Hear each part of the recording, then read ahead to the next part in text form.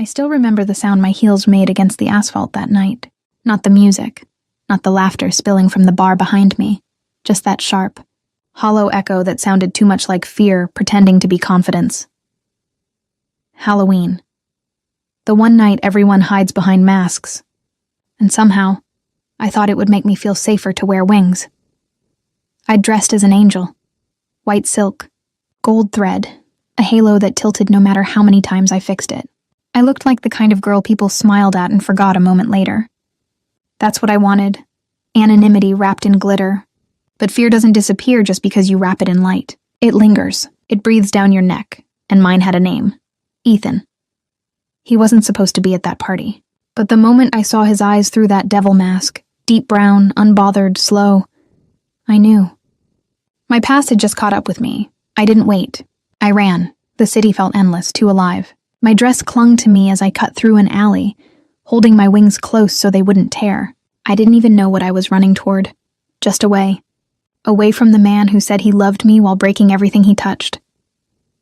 I reached the edge of the street when I heard tires screech.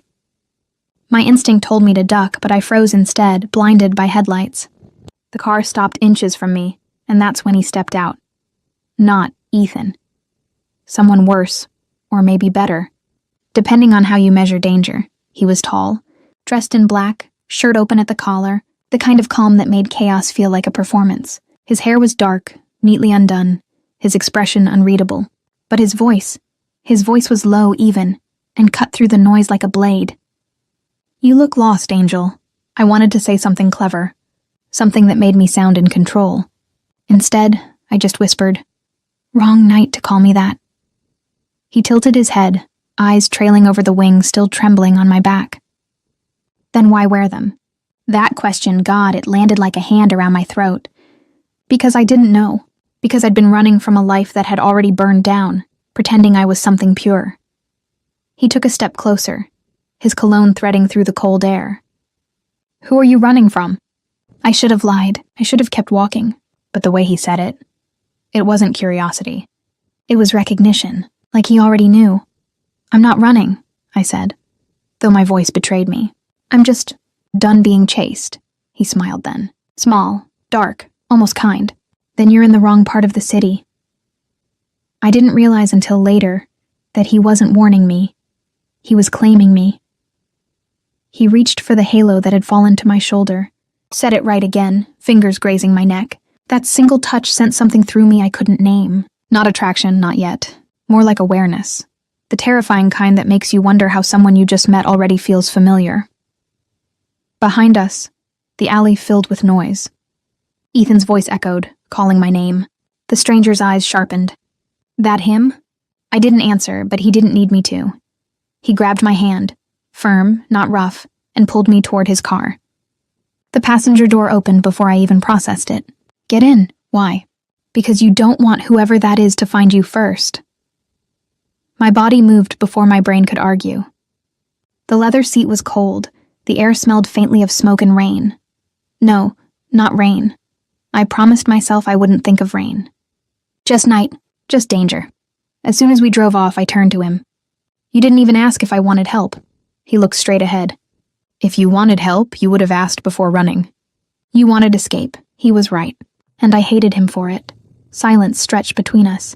The city lights blurred into streaks outside the window, and I wondered what I looked like beside him.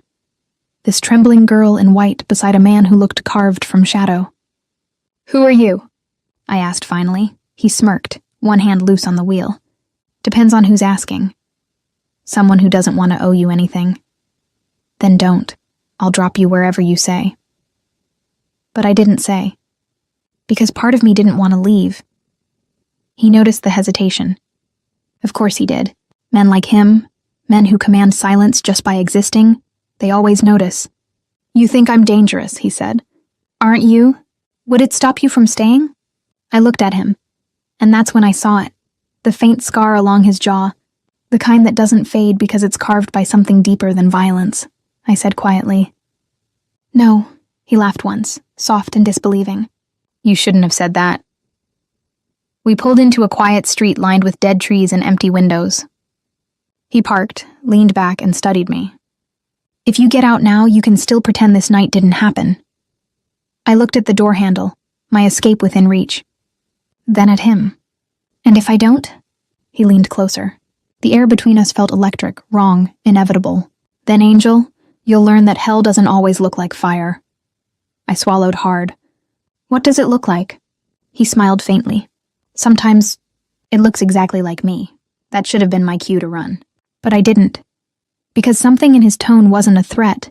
It was a confession. The kind only someone with ghosts would make. I turned to the window, saw my reflection. White wings, trembling lips, a stranger staring back. And behind me, his silhouette, steady, waiting. Why did you stop for me? I asked. He took a slow breath before answering. Because hell just lost its favorite soul. The words hit me like a secret I wasn't supposed to hear. And that's when I knew. I was never supposed to meet him. But I did. And nothing after that night would ever be clean again. You know that moment when you wake up somewhere unfamiliar, and for half a second you forget who you are? That was me the next morning. The silk sheets, the faint smell of smoke and leather, the city hum below. It all felt borrowed. Like I'd broken into someone else's life. The stranger from last night, him, was gone. But his world wasn't. I found myself in a glass-walled apartment high above the city. Everything was precise, cold, expensive. A place built by someone who didn't expect to sleep much. My dress from the night before lay draped over a chair. My angel wings were folded neatly on the table. He'd taken them off, carefully. That terrified me more than if he'd torn them apart. Then the door opened, and his voice filled the space again. Coffee? He walked in like he owned not just the room, but gravity itself. Black shirt again, sleeves rolled to his elbows, top button undone, calm, unhurried. Like danger was a language he spoke fluently. I said, "You brought me here without asking." He set a cup down in front of me. "You were running. I gave you somewhere to stop. I didn't ask for that." He looked at me, really looked, and for a heartbeat, I forgot to breathe. "You didn't have to. I don't do favors. I do prevention," I frowned. "Prevention of what?" Regret. That word sat between us like smoke. I wanted to hate him. I really did. But instead I asked, "What's your name?" He hesitated. That was new. "Adrian, just that. No last name, no story." But his voice softened when he said it, like he hadn't used it in a while. "Adrian," I repeated, testing it like a secret. He didn't smile, but something flickered in his eyes. Something dangerously close to warmth. "You, Lena?" "Lena," he said slowly, almost reverently. "So that's what hell traded for an angel." My throat tightened. "You should stop saying things like that." "Why?" "Because it sounds like you mean them." He didn't deny it. And that scared me more than his calm. The hours stretched quietly. He worked at a desk near the window, typing on a laptop that never stopped glowing. I wandered, touching things I didn't understand. A painting half covered by a sheet. A pistol on the counter wiped clean. A glass of whiskey, untouched. Every corner whispered contradiction. Violence and control, chaos and order.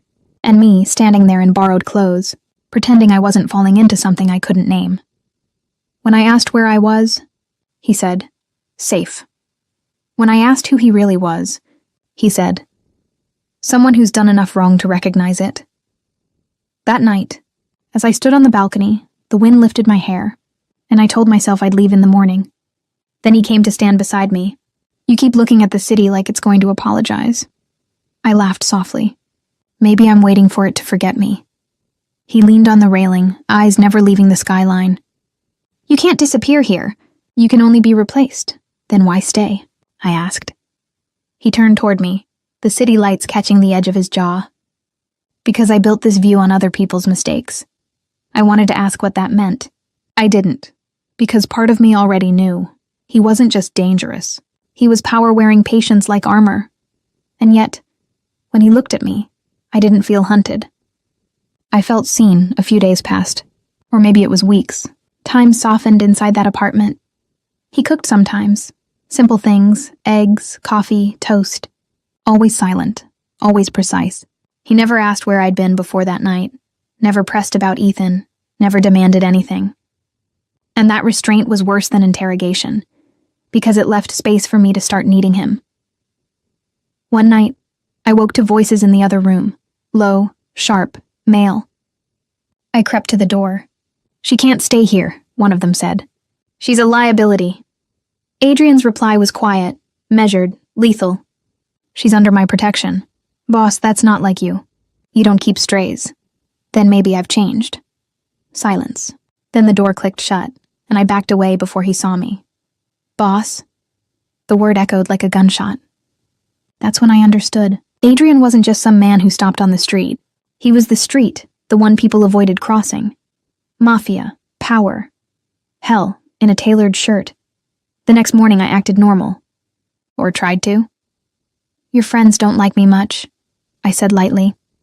He didn't even look up from his coffee. "They don't have to, so it's true then."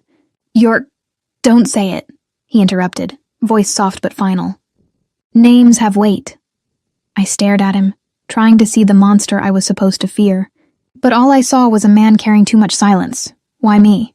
I asked finally. "Out of everyone you could have helped or destroyed, why me?" He met my eyes, and I swear, I felt the ground shift, because you didn't flinch when you looked at me. I didn't know what to say to that. So I didn't. I just stood there, heart thundering, wondering what kind of man finds comfort in being seen as human. It should have ended there. I should have left, but something tethered me. Maybe it was the way he listened when I spoke about nothing, or how his voice softened when he said my name, or maybe it was just the loneliness, the kind that recognizes itself in someone else. We started spending nights on the balcony, saying nothing, just existing in the same silence.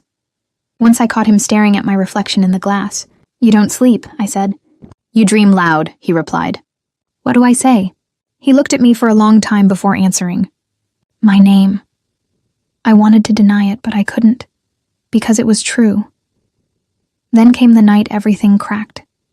We were sitting across from each other at dinner. He looked distracted, phone lighting up every few minutes, his jaw tight. I asked what was wrong. "Nothing you need to worry about," but the lie was obvious, so I pushed. "Is it Ethan?" That made him look up fast. "How do you know that name?" The room went still. I swallowed, because he found me again. His chair scraped back. "When? This morning?" "I didn't tell you because I thought I could handle it." "You thought wrong." His tone wasn't anger. It was fear, real fear. "What did he say?" "That you'd taken what belonged to him." Adrian's hands curled into fists. "He said that?" I nodded. He stood pacing. "He's not going to stop, Lena. You think you ran away from a man, but you ran into a war." "Then let me go," I said. "I'll disappear." He turned, eyes dark, voice breaking just slightly. "You think I could let you walk out there knowing what I am? What you've seen? Then what, Adrian? Am I a guest or a prisoner?" "You're alive," he said quietly. "That's all that matters right now." I stepped closer, anger mixing with something dangerous. "You can't protect me forever. I can try." "Why?" His jaw tightened, breath uneven. Then, finally, "Because I don't want you to end up like the rest of them." "The rest of who?" He hesitated, and in that hesitation, I saw it, the guilt, the history. The ones I couldn't save. That broke something inside me, because it sounded like confession, not excuse. I reached for his hand before I could stop myself. "You're not the monster you think you are." He looked at me then, like the words hurt. "Don't tell me that, Lena. Don't make me believe it." Silence. Just our breathing. Close. Too close. And then he kissed me. It wasn't planned. Wasn't gentle. It was the kind of kiss that tastes like surrender and warning at once. When he pulled back, his voice was rough. "You should hate me." "I can't," I whispered. "I already tried." He closed his eyes, exhaled like he was burning from the inside out. "Then God help us both." That was the night the glass shattered, literally and metaphorically. Gunshots ripped through the silence, glass exploding across the floor. Adrian pulled me down before I even screamed. "Stay down." I could hear men shouting outside, footsteps pounding closer. My pulse was a drum in my throat. He fired twice. Clean, precise. Then silence. Smoke. fear, the smell of blood. I turned to him, trembling. "Who are they?" "People who think I'm still the devil." He stood, reloaded, eyes scanning the broken windows. Then he looked at me, and for the first time I saw something raw in him, panic. "Lena, if they come back, you run. Don't look back. Don't wait for me." I shook my head. "I'm not leaving you." He grabbed my face, his palms warm and shaking. "You have to." And then, another gunshot. Too close. He flinched, staggered, blood spreading across his shirt. "Adrian!" He fell to his knees, still trying to reach for the weapon. "Go," he rasped. "Please." But I didn't. I couldn't. I pressed my hands against his chest, trying to stop the bleeding, my heart breaking with every heartbeat I felt fade under my palms. "Stay with me," I whispered. "You don't get to leave me now." He looked up at me, eyes glassy, a faint, broken smile. Then maybe Hal really did lose something. And then his hand slipped from mine. They said he wouldn't make it through the night. That's the first thing I remember after the gunfire stopped. The doctors' voices were like a distant tide, their words folding over each other, calm in the way people are when they've already decided something is over. But Adrian wasn't like most people. And endings never fit him right. He survived. Barely. I didn't see him for weeks after that night. His men took him somewhere safe, they said, somewhere I couldn't follow. They told me it was for my protection, but it felt more like punishment. The apartment, the balcony, the sound of his voice, gone. And in the silence, I realized how much of myself I'd left behind in that house of glass. I moved into a small place by the river. Quiet, faceless, forgettable, exactly what I thought I wanted before him. The city kept spinning, neon bleeding into dawn, pretending nothing had happened. But every sound still made me flinch. Every shadow still looked like his. I told myself I'd imagined it all, that I'd built him out of fear and adrenaline. But every time I closed my eyes, I could still feel his hand on my cheek, still hear the way he'd said my name like a vow. And that's when I realized something cruel. Even when the danger ended, I didn't feel safe without him. It took 2 months before I saw him again. I was walking home from the grocery store, head down, coat pulled tight, when a black car rolled to a stop beside me. For a moment I froze, instinct. Then the door opened, and there he was, alive, changed, a little thinner, a little paler, with a scar just below his collarbone where the bullet had found him. But his eyes, those dark, steady eyes, were the same. "You look like you've seen a ghost," he said. My throat tightened. "I thought you were one," he smiled faintly. Almost was. The sound of his voice, it undid something in me I'd been trying to keep stitched together. I should have been angry. I should have demanded to know why he disappeared, why he'd left me with nothing but questions and bloodstains I couldn't scrub from my memory. But instead all I said was, "Get out of the car." He raised an eyebrow but obeyed. He always moved like the world bent slightly to his will, but this time he looked hesitant. "You shouldn't be near me," he said. "Not after everything." "Then why are you here?" He looked at me and his answer was almost a whisper. "Because I didn't know where else to go. I didn't think." I just stepped forward and wrapped my arms around him. His body tensed, always alert, always ready to defend, and then softened. And for the first time, he let me hold him like he was the one being saved. We didn't go back to his glass apartment. That world was gone. Broken windows, police tape, ghosts of violence. Instead, he followed me home, into my tiny borrowed space that smelled like coffee and quiet. It felt too small for him, this man who'd ruled entire rooms with silence. But he didn't complain. He sat on the floor, leaned against the wall, and closed his eyes like he hadn't rested in years. For a long time, neither of us spoke. Then softly he said, "You patched me up before. Thought I'd return the favor." I smiled a little. "You don't look like you need saving anymore." "Everyone does," he said. "Some just hide it better." The words hit deeper than they should have. Because he wasn't talking about himself. Not really. He was talking about me. He stayed that night, slept on my couch, though I doubt he slept at all. I listened to his breathing from the other room, steady and present, and realized how much that sound had become my heartbeat. When I woke in the morning, he was making coffee, shirt unbuttoned, bandage still visible. The sunlight caught the scar on his chest, the one that could have taken him from me. I reached for the mug he offered, fingers brushing his. "Do you ever think about it?" I asked. "That night?" He looked at me over the rim of his cup. "Every time I close my eyes, what do you see?" He took a slow breath. "You crying, telling me not to die." I swallowed hard. "You didn't listen." "Guess I'm bad at following orders." We both laughed, quiet and tired. That was the moment I realized. Love doesn't always announce itself in grand gestures. Sometimes it's just the sound of two broken people laughing in the aftermath of everything that should have destroyed them. Weeks passed. He started healing, physically at least, but inside, I could still feel the storm in him. Sometimes he'd go still, staring out the window for hours, lost in thoughts he wouldn't name. I knew better than to press. One night, though, I couldn't help myself. "Adrian, do you regret it? Saving me?" He turned to me, eyes soft but serious. "Every day." The words stung before he continued. "Because if I hadn't, I wouldn't have to think about what would happen if you got hurt again." He said it like a confession. Not cruel, not detached, just raw honesty. I took his hand. "You don't have to protect me anymore." "I know," he said. "But I will anyway." The danger faded, like storms always do when they run out of places to destroy. Ethan was gone. Permanently, I think, though Adrian never said how. I didn't ask. Some truths are heavier when spoken aloud.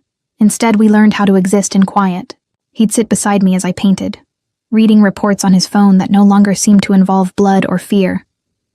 I think he was trying to clean his world from the inside out. Slowly. Once, I asked him what made him stop. He said, "You did." I laughed softly. "That's too much weight for one person." "Then let me carry it," he said. "It's what I'm good at, but I didn't want him to carry me. Not anymore." So I kissed him, slow, certain. It wasn't a desperate kind of love anymore. It was quiet, real, the kind that didn't need to prove itself. Months later, he bought a small house near the water. Said it reminded him of a place he'd never had. He didn't call it ours, but he left a key on the counter with my name on it. And that's how it's been since. Two people learning how to be whole without pretending they aren't still scarred. Sometimes when the wind picks up and the world feels too loud, I still hear his voice from that first night.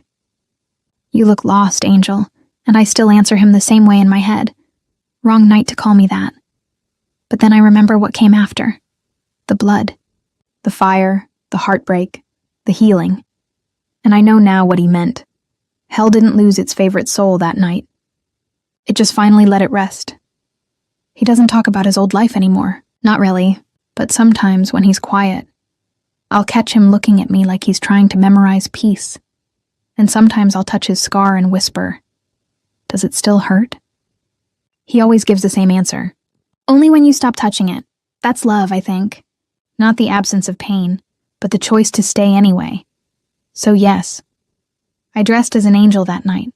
And the Mafia boss took one look and said hell just lost its favorite soul. But he was wrong about one thing. Hell didn't lose anything. It just learned that even the damned can fall in love. If you're still here, thank you for listening to the story I swore I'd never tell. Maybe it reminded you of someone you loved once, or someone you're still trying to forget. If it did, leave a comment. Tell me which part stayed with you the longest. The silence, the danger, or the way love found its way through all of it anyway. Don't forget to like this story, subscribe for more confessions like mine, and share it with someone who still believes that even the broken deserve to be loved. Until next time. This was She Dressed as an Angel for Halloween. The Mafia boss took one look and said hell just lost its favorite soul. Good night.